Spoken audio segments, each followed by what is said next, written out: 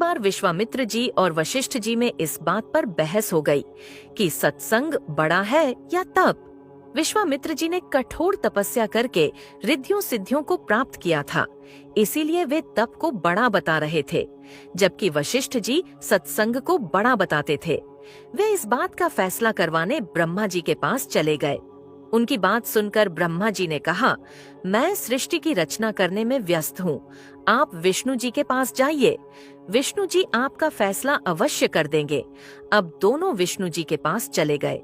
विष्णु जी ने सोचा, यदि मैं सत्संग को बड़ा बताता हूँ तो विश्वामित्र जी नाराज होंगे, और यदि तप को बड़ा बताता हूँ तो वशिष्ठ जी के साथ अन्याय होगा। इसीलिए उन्होंने भी यह कहकर उन्हें टाल दिया कि मैं सृष्टि का पालन करने में व्यस्त हूँ, आप शंकर जी के पास चले जाइए। अब दोनों शंकर जी के पास पहुँचे। शंकर जी ने उनसे कहा, ये मेरे वश की बात नहीं है, इसका फैसला तो शेषनाग जी कर सकते हैं। अब दोनों शेषनाग जी के पास गए।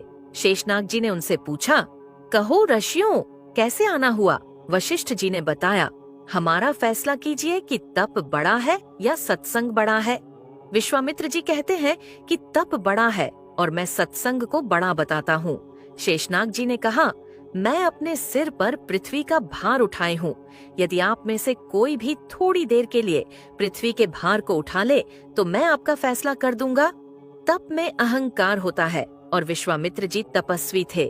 उन्होंने तुरंत अहंकार में भरकर शेषनाग जी से कहा, पृथ्वी को आप मुझे दीजिए। विश्वामित्र ने पृथ्वी अपने सिर पर ले ली। अब पृथ्वी नीचे की ओर चलने लगी। शेषनाग जी बोले, विश्वामित्र जी रोको, पृथ्वी रसातल को जा रही है। विश्वामित्र जी ने कहा, मैं अपना सारा तप देता हूँ, पृथ्वी रुक जा। परंतु पृथ्वी नहीं रुकी। ये देखकर वशिष्ठ जी ने कहा, मैं आधी घड़ी का सत्संग देता हूँ, पृथ्वी माता रुक जा। पृथ्वी वहीं रुक गई। अब शेषनाग जी ने पृथ्वी को अपने सिर पर ले लिया और उनको कहने लगे, अब आप जाइए।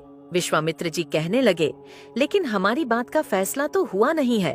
शेषनाग जी बोले, विश्वामित्र जी, फैसला तो हो चुका है। आपके पूरे जीवन का तप देने से भी पृथ्वी नहीं रुकी और वशिष्ठ जी के आधी घड़ी के सत्संग से ही पृथ्वी अपनी जगह पर रुक गई। फैसला तो हो गया है कि तप से सत्संग ही बड़ा होता है। सीख हमें नियमित रूप से सत्संग सुनना चाहिए। कभी भी या जब भी आसपास कहीं सत्संग हो, उसे सुनना और उस पर अमल करना चाहिए।